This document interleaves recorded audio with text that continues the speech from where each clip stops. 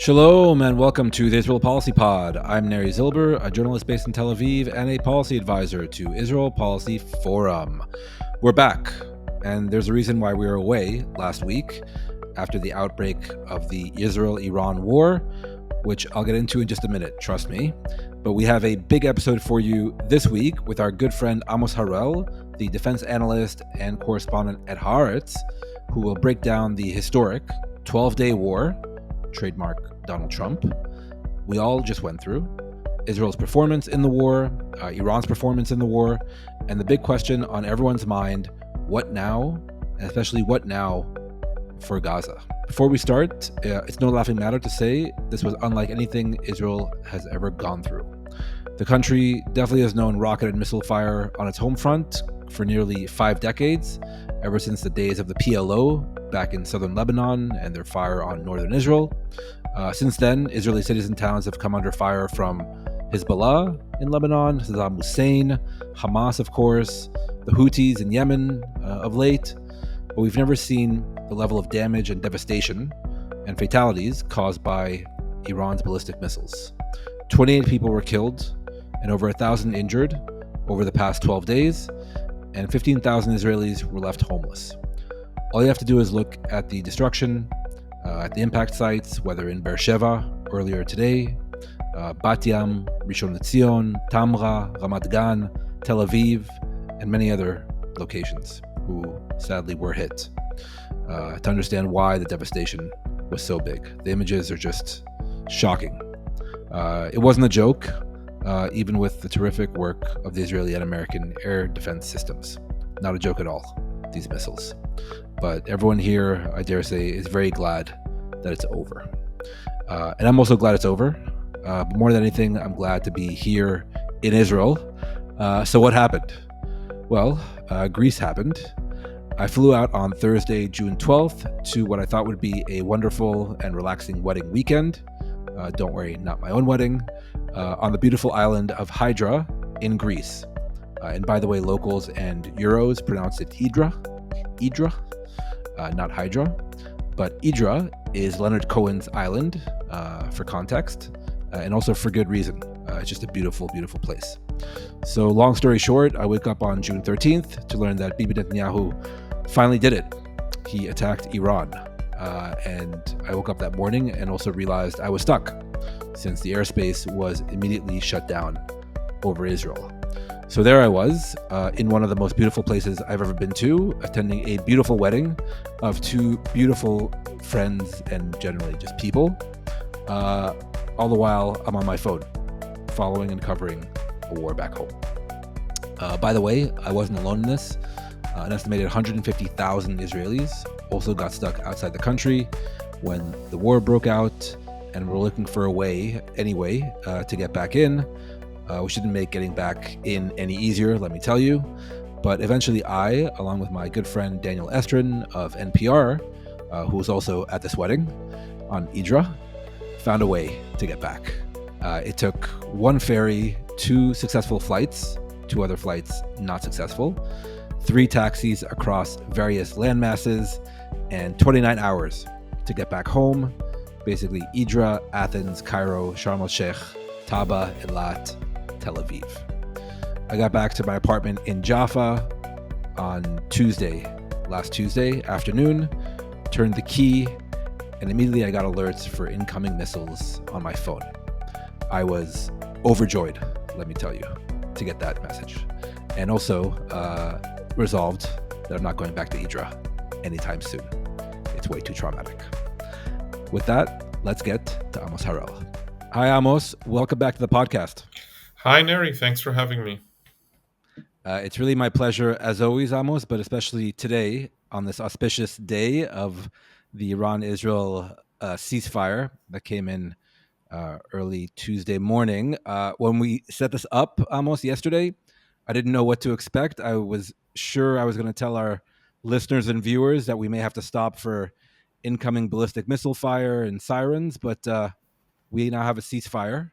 It's been a hell of a 2 weeks, I think, for everyone, especially those of us caught up in all of it here on the ground. We'll get into all of it in just a second, Amos, but I think we'll start here with the question on everyone's mind, really, after the past 12 historic and crazy days. Why now? Why did the ceasefire come in early this morning? And why was a ceasefire reached? Why did Israel agree? Why did Trump push for it? I What do you think think? more than anything else, I think that we now live in Trump's world. The world behaves according to Trump rules. It's him above anything else, and it's his own interests, his own motives that are leading to most decision making. If you go back to the actual Israeli attack against Iran, it wouldn't have happened probably under any other American president. We've seen Biden, we've seen Obama, we've seen even Bush Jr., the second George Bush, all disapproving of an Israeli attack. It was only once Trump came back into power after winning the elections last November that it became clear that there's a possibility that America would give Israel the green light. Later on, Trump's decision to strike, again, a very personal way to deal with things. It's all about him. And then once he decided to strike, once he decided that America would join by attacking Fordo, it was quite clear that that was over from his view. We all knew in advance that he would portray this as the best in the world, the biggest, the greatest, the highest, the deepest, the tallest, whatever Of course. attack in world history, like the world has never seen before. And then he would rush as fast as possible, as quickly as possible, to an agreement. So he couldn't reach an agreement, but he could force a ceasefire, both on the Iranians, who were, I think, naturally seeking a ceasefire, seeking a relief after all they've been through. And also, he would force his good friend Netanyahu to do the same. And then, quite a strange 24 hours, if you'd like to get into that later. That was, that's quite a story. But this is all, it's like a reality show.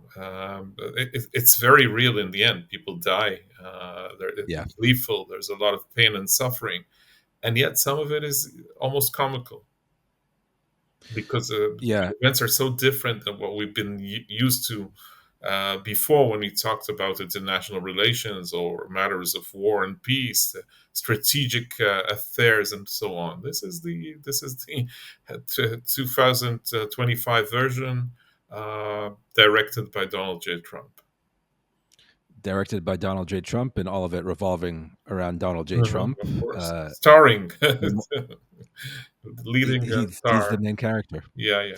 And someone made the point earlier today, on Tuesday, when all of this was going down, and I think you're referring to him almost in real time negotiating whether Israeli fighter jets would actually bomb Iran or not. I mean, really, in real time, he was negotiating this social media and then actually with Netanyahu himself. But someone mentioned that there's no staff work in terms of the U.S. president. It's him following events in real time and then reacting in real time to those events, Some of this which done is, on Twitter, yeah, yeah. So it's or Truth quite Social, or quite whatever. remarkable. Mhm. Yes, But if truth we social. go back to the events, then he forced a ceasefire uh, during the late hours of Monday night. Netanyahu was holding a cabinet meeting, but I think Trump called him at one point or another and more or less ordered him to stop strikes against Iran. Then he tweeted sometime in the morning, I think it was 3 a.m. our Israeli time, when he tweeted a long tweet saying that both sides came to him at the same time, Israel and Iran, and guess what? They both wanted peace, and now a new era begins in which love and peace and prosperity for all. He sees all that in our future, in our collective futures, and so on. So it seemed quite well. Um, he already announced that the ceasefire would be implemented by 7 a.m. our time. And yet, both of us woke up at around 5 a.m. once the Iranians began launching missiles against Israel. One of those was very, very lethal. There was an incident in Beersheba where 4 people were killed. Yeah. This went on until slightly after 7 a.m. and it seemed to be the end of it. But then at 10:30, Iran launched two missiles again. Nobody knows why exactly. Iran is not a terrorist organization. It's not. It's different than Hezbollah or Hamas. So they're supposed, once an order is given, it's supposed to be obeyed. But this is not what happened. And then, Right. while Trump was sleeping, Israel announced that it was going to attack, and no less than 20 fighter jets were sent to Iran in order to bomb the hell out of Tehran again. And yet, again, I can't be, I wouldn't envy the I don't know what official it was, but the man who was supposed to wake up the president and tell him that things were not going on exactly as he assumed. I guess he probably encountered quite a shouting, but that's nothing when compared to what he did while speaking to Netanyahu. Of course, Netanyahu has denied that by now, but you could see how Right. angry the president was later. He was actually using the F word on camera while talking to reporters, and that was the end of it. By then, the Israelis made a spectacular U-turn. Instead of bombing Iran, instead of bombing Tehran, the fighter jets bombed the radar somewhere in northern Iran, and that was the end of it. Since then, we have a ceasefire. And I doubted whether anybody would dare to act differently now once the president has made his point.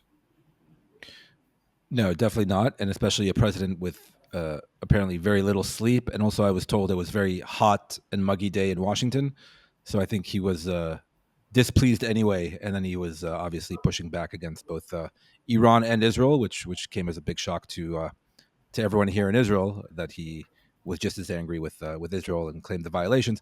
And we should also mention, I think, that Trump contradicted his own original tweet announcing the ceasefire when he said that Iran would stop firing at 7 a.m. whatever time, and that Israel would only stop firing 12 hours later. And again, quite Uh, strange. Yeah, I've never Very heard strange. of a ceasefire being implemented like that. Yeah. Yeah. So you also wonder who put that together, but nevertheless, he demanded the fighting stop. The fighting eventually did stop. I'm curious, Trump aside, Amos, from the Israeli point of view, we had been hearing murmurs since the weekend, definitely Sunday and even yesterday, Monday, that Israel itself was looking to wrap things up. That there were voices inside the government, if not the government itself, i.e., the prime minister, that actually were also amenable to finishing the campaign.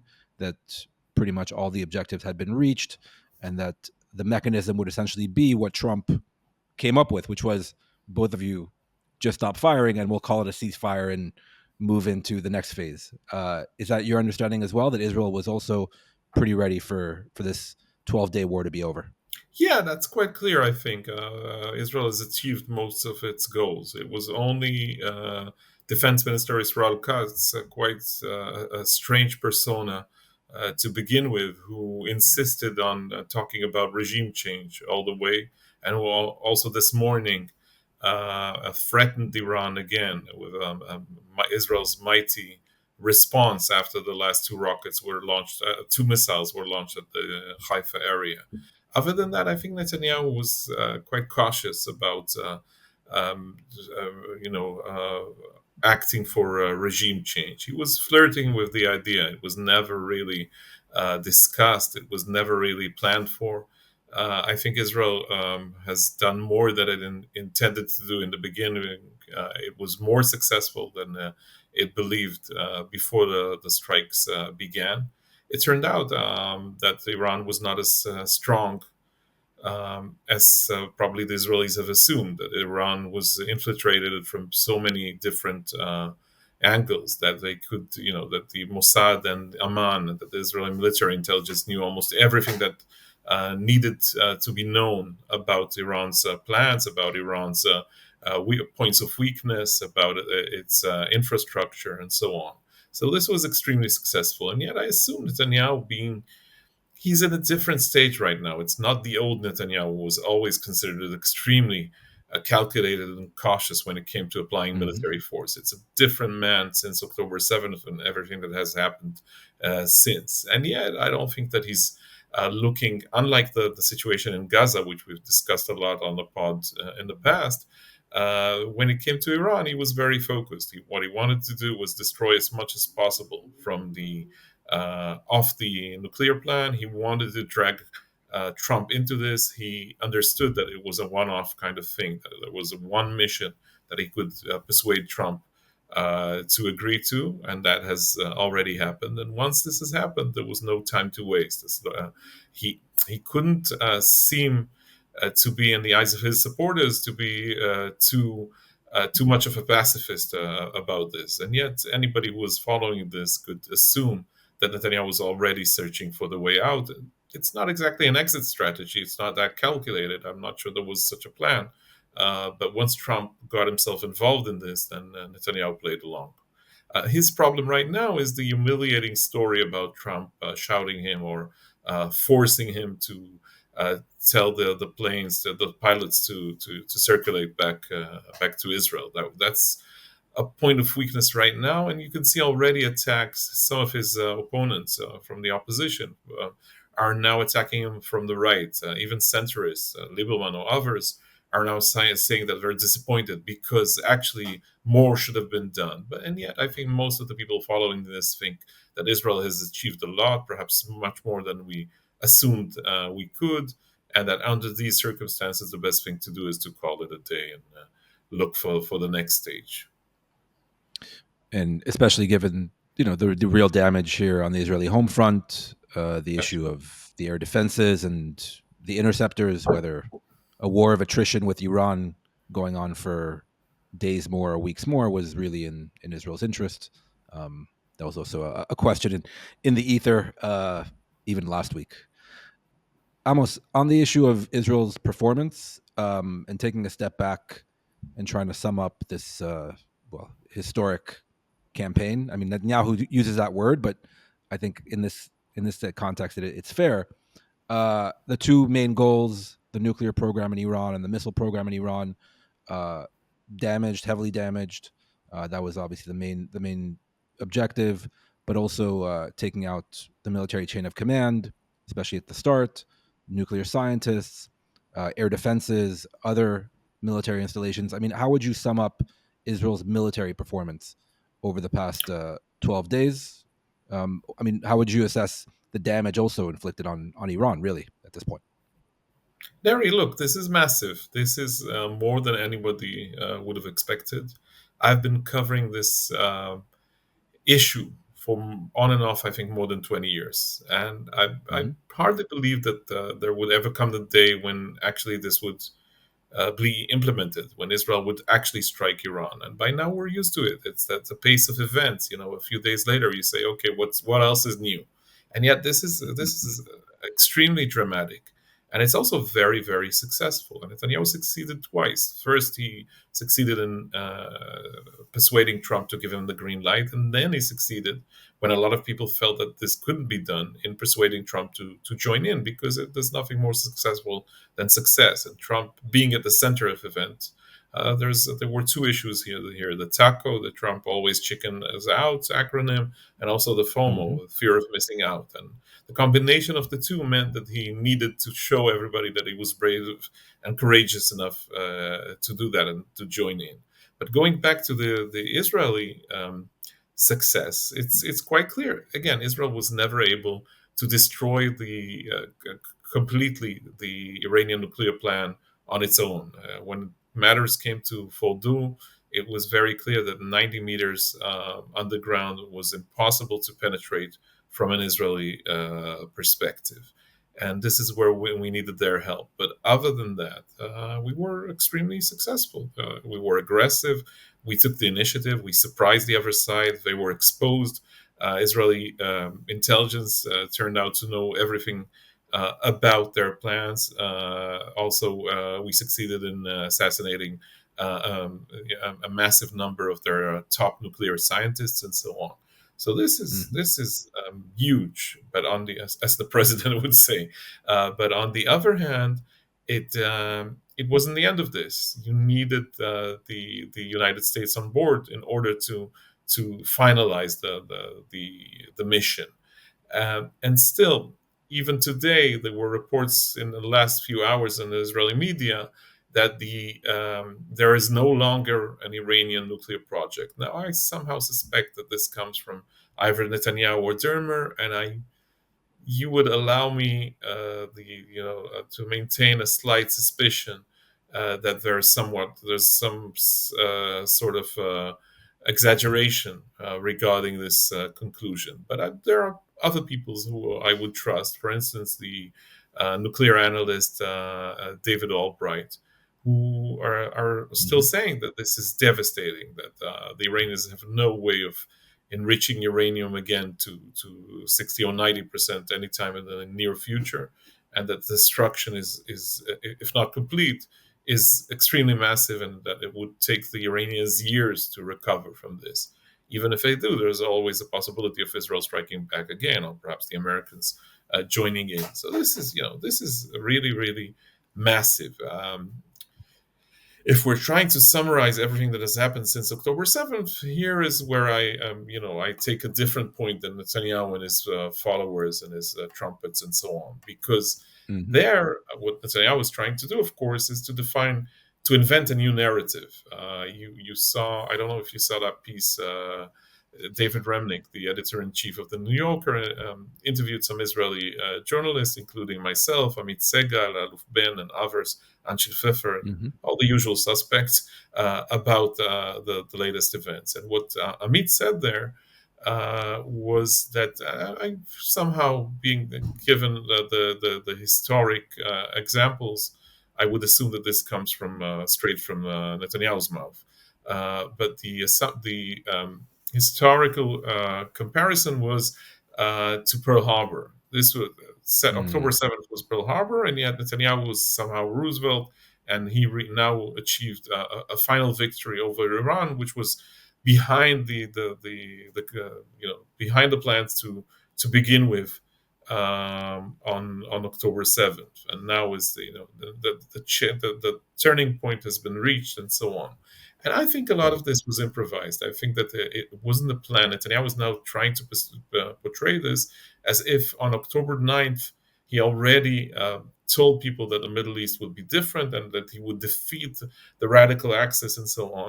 I think he improvised. I think a lot of this, he was in shock in the beginning. It took some time to recover. We did. We were not too successful facing Hamas. We're still unable to bring back 50 of our hostages from Gaza. We were much more successful against Hezbollah, and somehow Khamenei in Iran repeated some of Nasrallah's mistakes in Lebanon last year. And now, of course, the radical axis has been hit. Some of this is probably by almost by accident. The collapse of the Assad regime doesn't have a lot to do with us. We somehow contributed to this, but it's not because of us. It happened because of different reasons. It's a chain of events that I think that most people could not have figured in advance. It's true that Netanyahu for many, many years talked about defeating the Axis, and that it finally happened. If we haven't defeated them completely, we did manage to destroy most of the nuclear project, and that's extremely important. And yet, in my view, I think that the original sin of October 7th, and we've discussed that time and time again on your pod, that was Mhm. so big to be forgotten. So many Israelis killed that day and since. All of those hostages, to 251, 50 now remaining in captivity, and 20 of them hopefully still alive. This is massive, and it will not be forgotten. But Netanyahu, who never claimed responsibility for the fiasco that allowed this to happen, of course, is now claiming full credit for the attack now in Iran. And I think it's not a Hollywood kind of story, first facing loss and then reaching redemption. It's much more complicated than that. Um, Again, I wouldn't count on political polls too much, but you probably noticed the Channel 12 political poll this evening, and the Netanyahu coalition still Yeah. has a support of 49 mandates out of 120, and the opposition still has 51. The Arab parties have the other 10 seats, according to the poll. That's quite amazing. This is supposed to be Netanyahu's biggest achievement ever, one of the biggest strategic victories for Israel in recent memory, if not in Israeli history.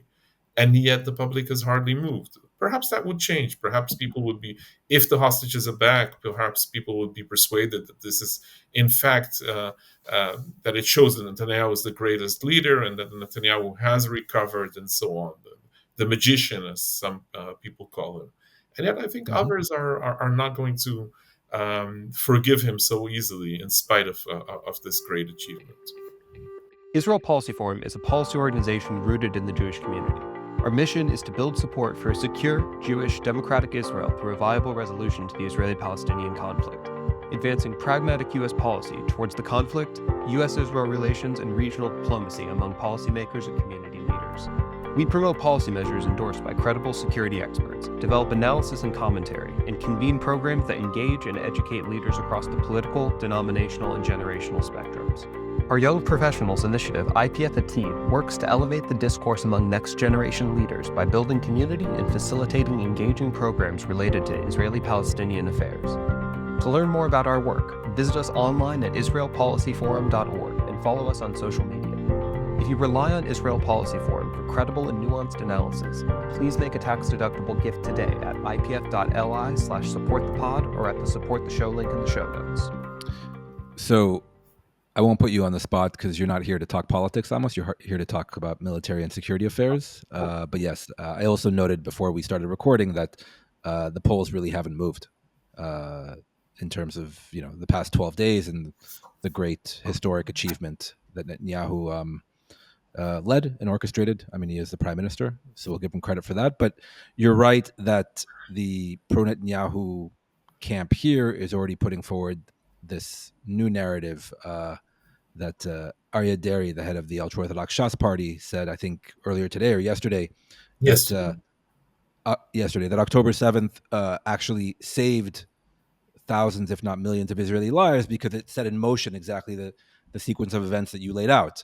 That Yeah, Hamas, a sort of folk tale, a Hasidic tale about God stopped caring for us, and then He came back to save us, and through His Messiah right, Netanyahu or messenger or whatever. Yeah, right. God averted His eyes for a few for a terrible second. hours on the morning, yeah, on Hmm. October 7th, 2023, Hmm. but then He came back and now is leading the nation of Israel to success after success. As you said, Amos.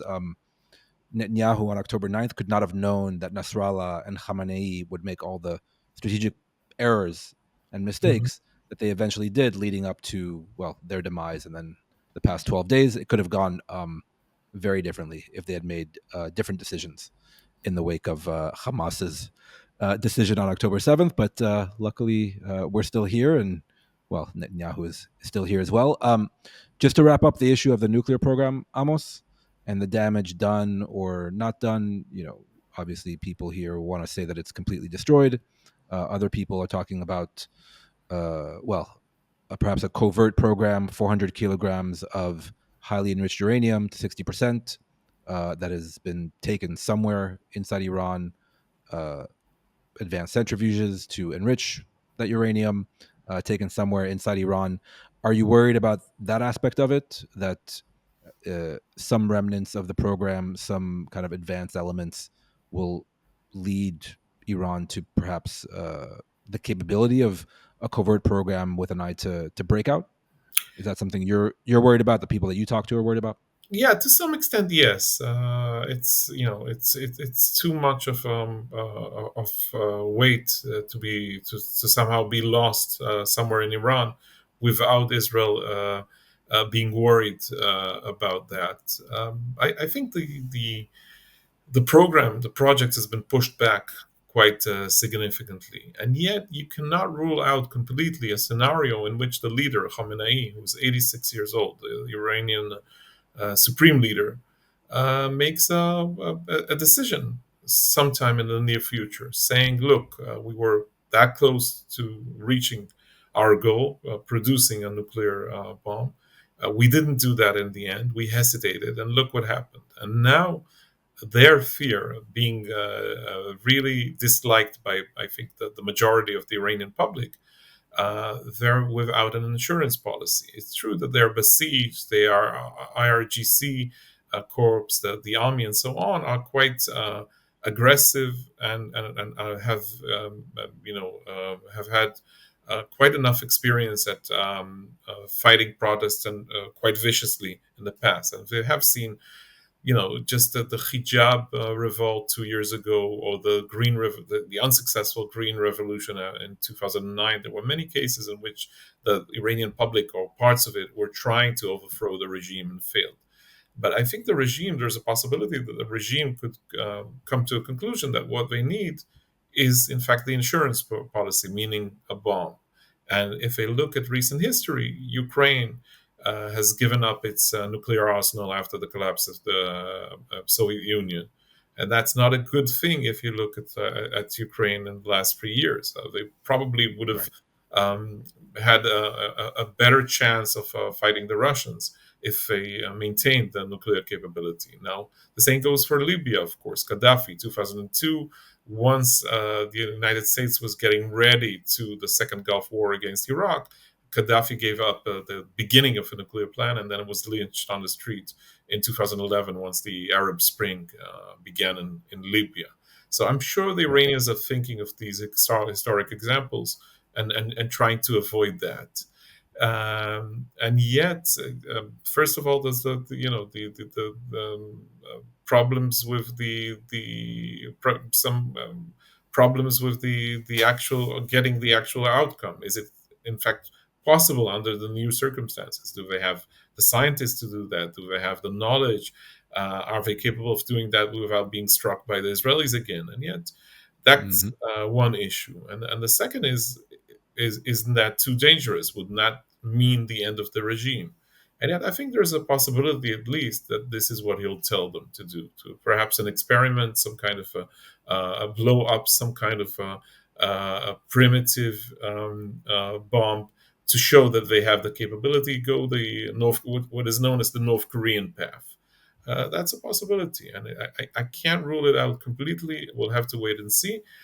Again, in my view, with my limited understanding of what has happened, and without having all the intelligence or the information about what was really discovered on Iran's intentions, I think there's a possibility that this could happen. And yet, I think it was the as far as I can tell right now, I think that Israel was justified in the decision to strike. And I have said that for the last 12 days. I think that both things can be true at the same time, that Israel had the right to do this and that it was the right thing to do. And on the other hand, that the man making the decision, Netanyahu, did not have the legitimacy to decide. He may have been supported in retrospect by most of the Israelis, and yet I doubt his intentions. There's always it's more than a suspicion.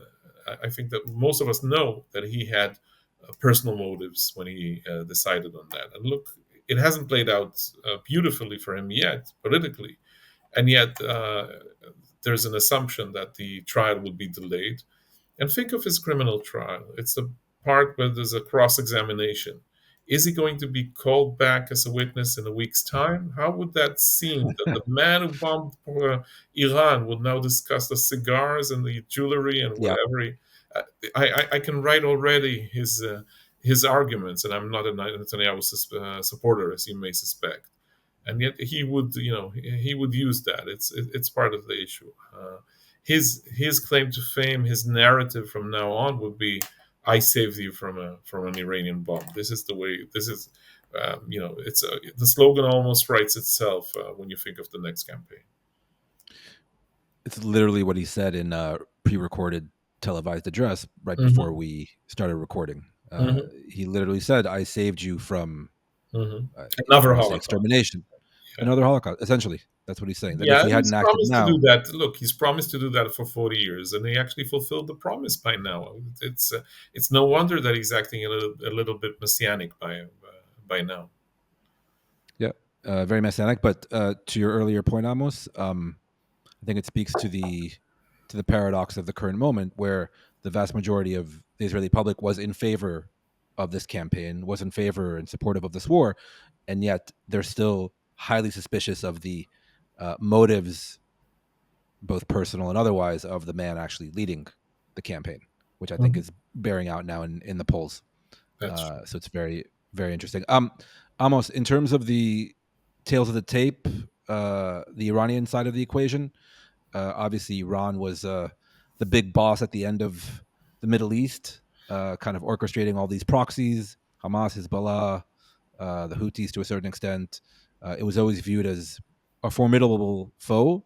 How would you assess their response or lack thereof over the past 12 days, aside from lobbing ballistic missiles at Israeli cities?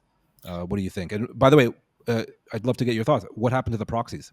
Hezbollah didn't get involved. The Houthis fired maybe one missile over the past week and a half.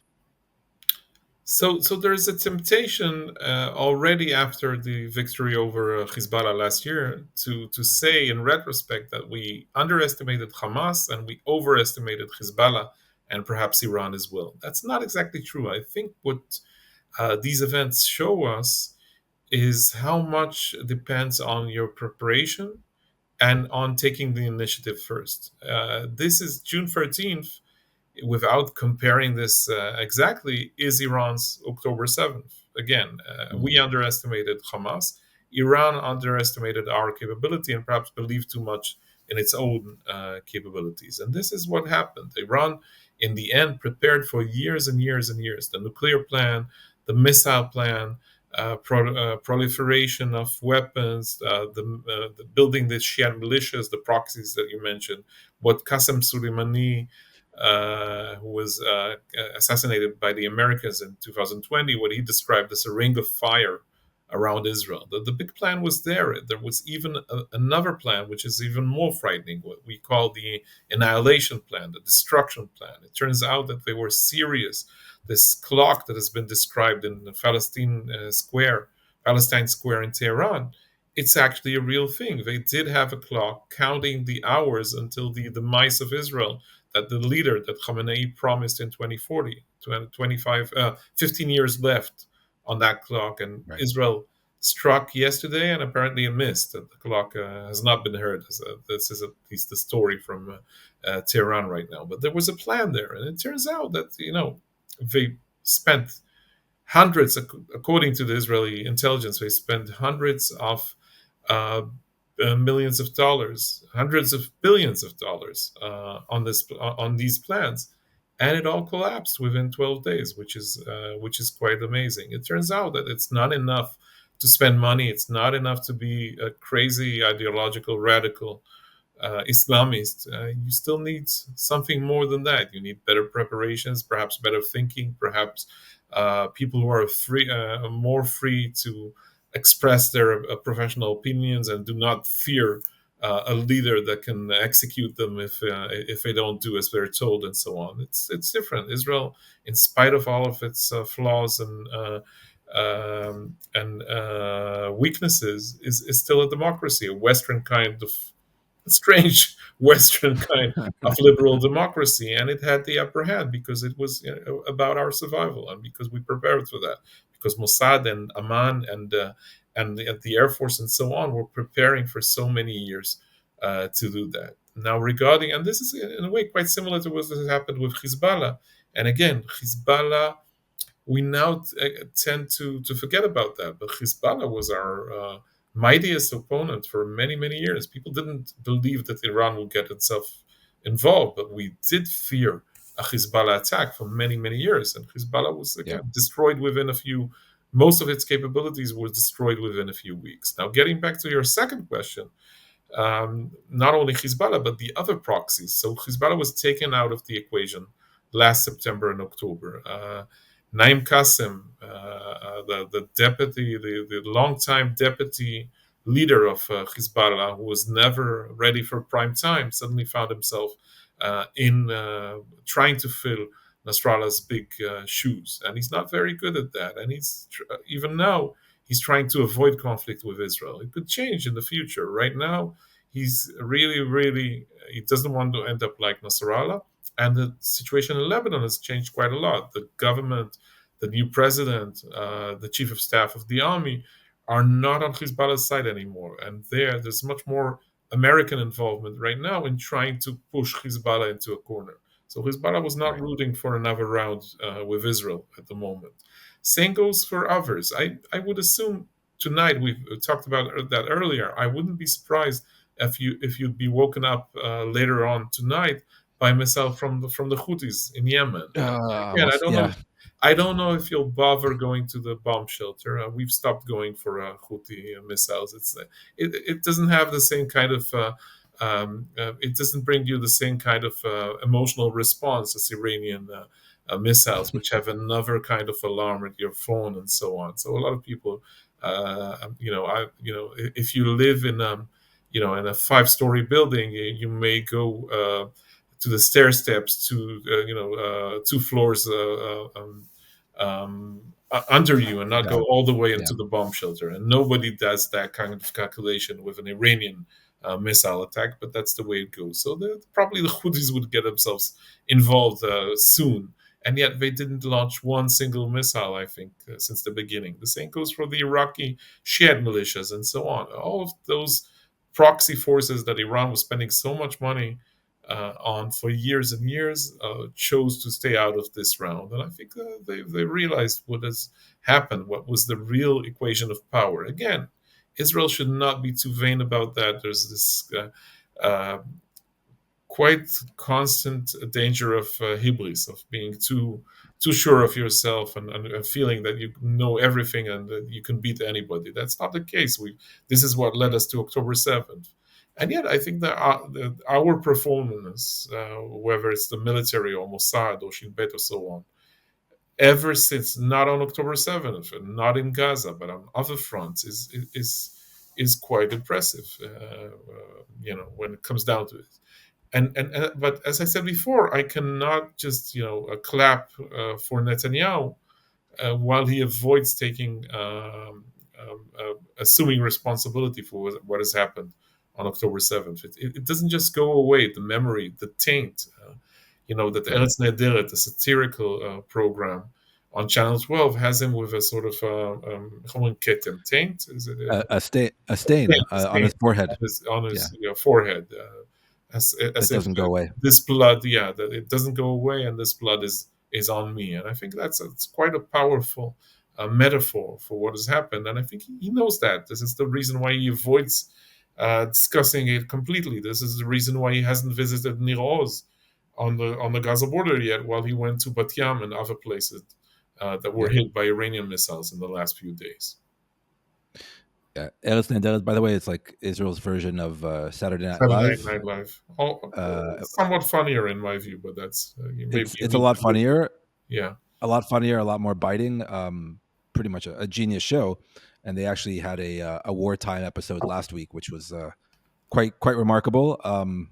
And yes, he still had the stain on his forehead. But this is Israel, Neri, and no need to explaining that to you because you live here. But it's the fact that the resilience remains, that people are willing to discuss. The fact that both of us, we're professionals, we're journalists, we were at the wrong place at the wrong time, and we needed to do anything to get back to our place in Israel and to cover the story. And yet, the fact that we had such a hard time returning, part of this had to do with that so many Israelis wanted to come back as well. Not too many escaped the country. Tens of thousands wanted to go home under these circumstances. The same thing happened on October 7th. And you have people making jokes about that on the one hand and seriously discussing the situation on the other, and behaving like it's absolutely normal for us to go to the bomb shelter 5 times a day and to discuss what protects you better, the safe room at your home or the bomb shelter underneath your apartment building. This is the kind of reality that we live in for quite some time. Yeah, quite some time, and now almost 21 months of just one thing leading to the next. And I think on this podcast we go from one week to the next thing, unprecedented and historic and dramatic developments, and so on. Which all of them usually are. For 21 months. We're all little Trumps by now. little Trumps, and we could do with some more rest, some more boring days. Not going to happen. Not soon. Not soon. On that point, Amos, just looking ahead and what we can expect, at least on the Israel-Iran front. Now, many people are discussing diplomacy, so we'll start with the diplomatic path. it looks like the Trump administration and the various world powers will try to re-engage Iran with regard to its nuclear program, try to get Tehran back to the negotiating table to, I suppose, get a better deal, a stronger deal, hoping Tehran capitulates, caves, softens its position. Do you really think, you personally, do you really think Iran, once it gets back to the negotiating table, will be more amenable after 12 days of getting hammered by the Israeli and American air forces? This is the general line of thinking right now, the common wisdom or whatever. I assume that this is the way things are going to go for a little bit at least. Under this pressure, the Iranian leadership knows what happened. It's true that Iranian TV yesterday described this as, this morning, that because of this great successful attack in Qatar on the American base, now it's the Americans who capitulated and are willing to force Israel into reaching a ceasefire, which is, of course, absolute nonsense. It's, Israel and the United States had the upper hand, and it's Iran that's been forced to renegotiate. Is that enough to reach a deal? I'm not so sure, because there's a sort of a double jeopardy or danger here. One has to do with Trump's character or mood. He may lose interest. This is what happened on the Gaza situation. He was pushing for a hostage deal. He got many hostages back in January, out alive. Then he, as a gesture, he got Idan Alexander, the Israeli soldier American. with American citizenship, and then he more or less lost interest. This could happen on Iran as well, although it's a much bigger deal for him. The second problem has to do with his administration. There's nobody around him. As usual, when administrations change from Republican to Democrat, or vice versa, people leave, the experts leave, the officials leave, because this is the tradition. Under Trump, it's, especially with Elon Musk being around for a bit, it's much worse than that. And I'm told by Israelis that they hardly have any counterparts on the Pentagon, at State, or at the NSC.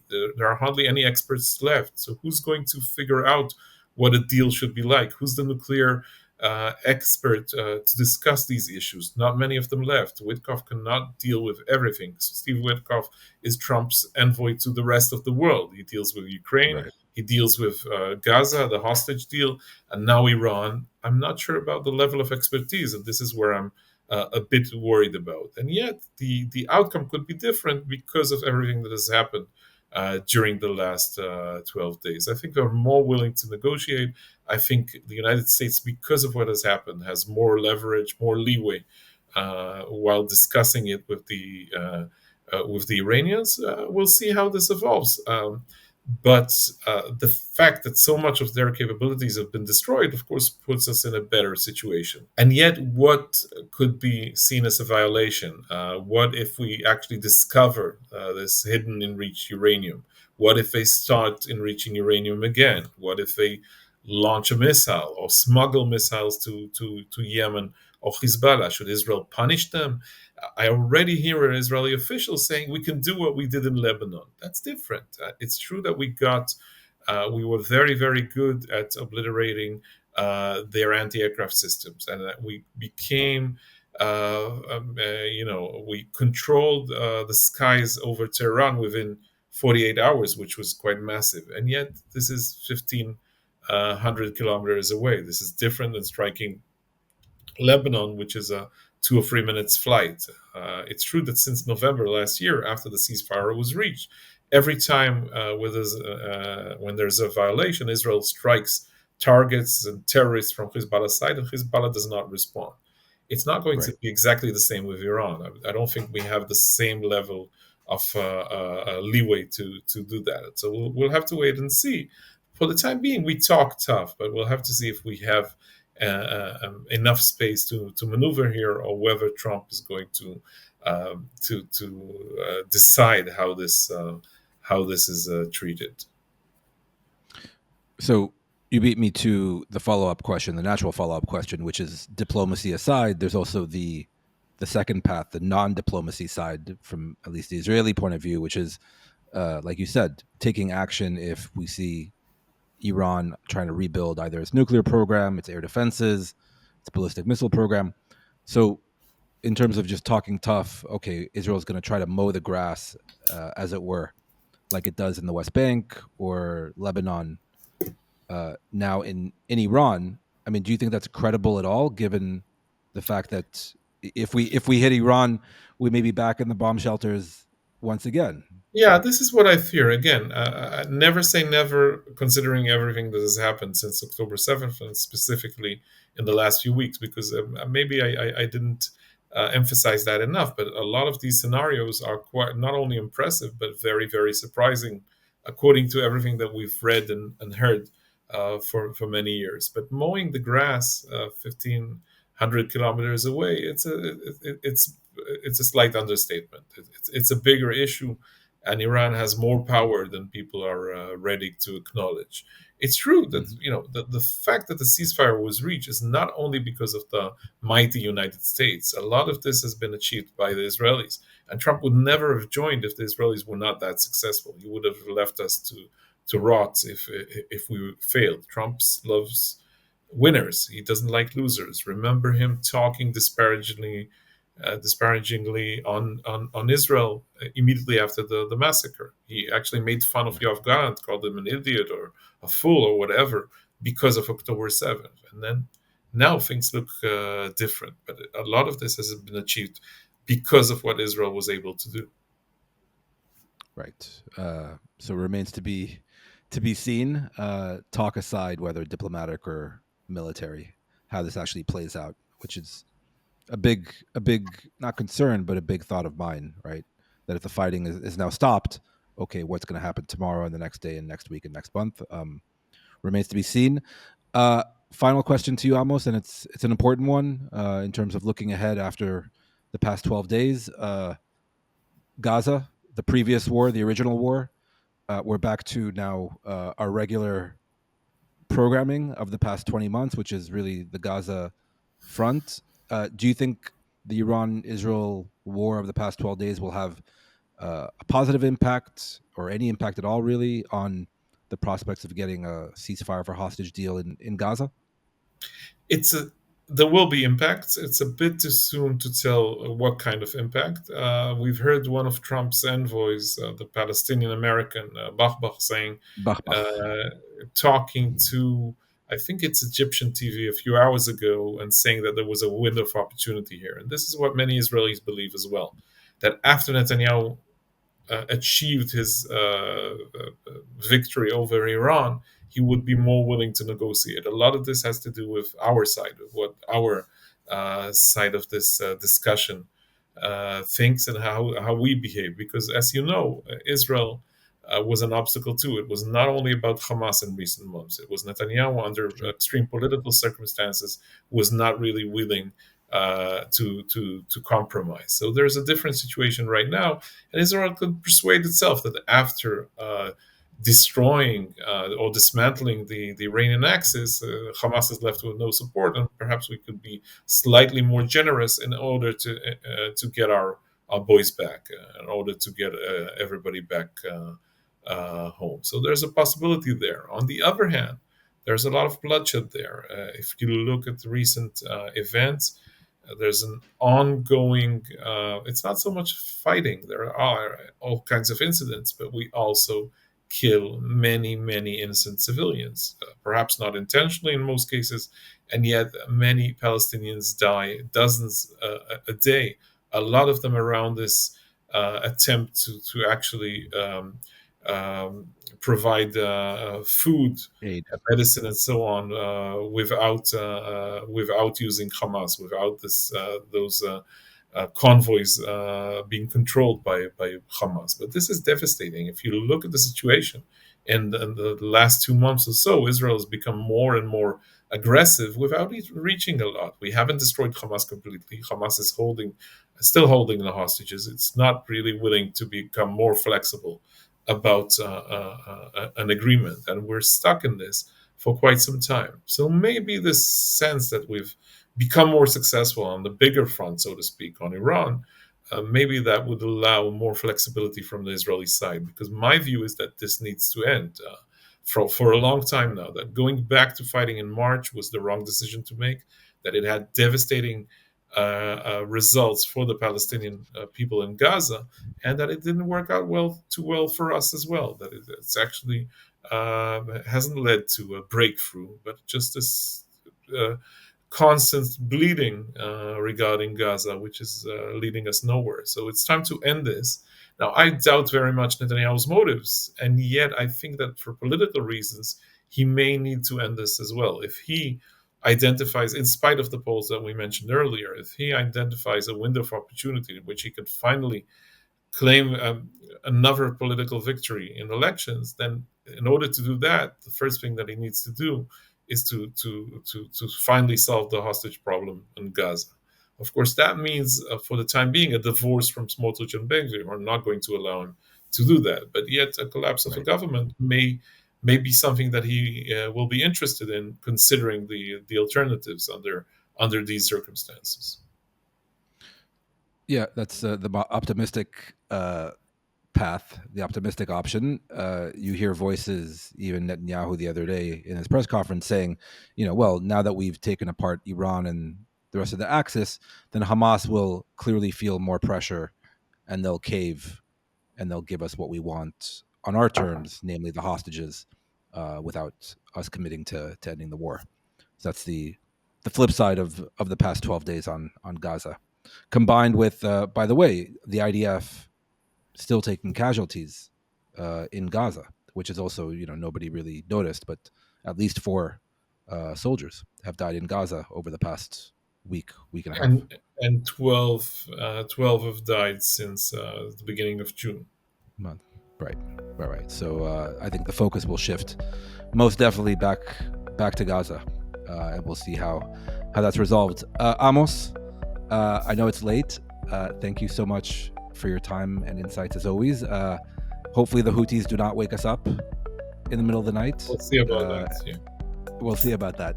But till next time, thank you very much. Thank you. Okay, thanks again to Amos Harel, as always, for his generous time and insights. Also, a special thanks to our producer, Jacob Gilliman, and to all of you who support Israel Policy Forum's work. Do consider making a donation to Israel Policy Forum so it can keep being a credible source of analysis and ideas on issues such as these that we all care deeply about, including this podcast. And most importantly, thank you for listening.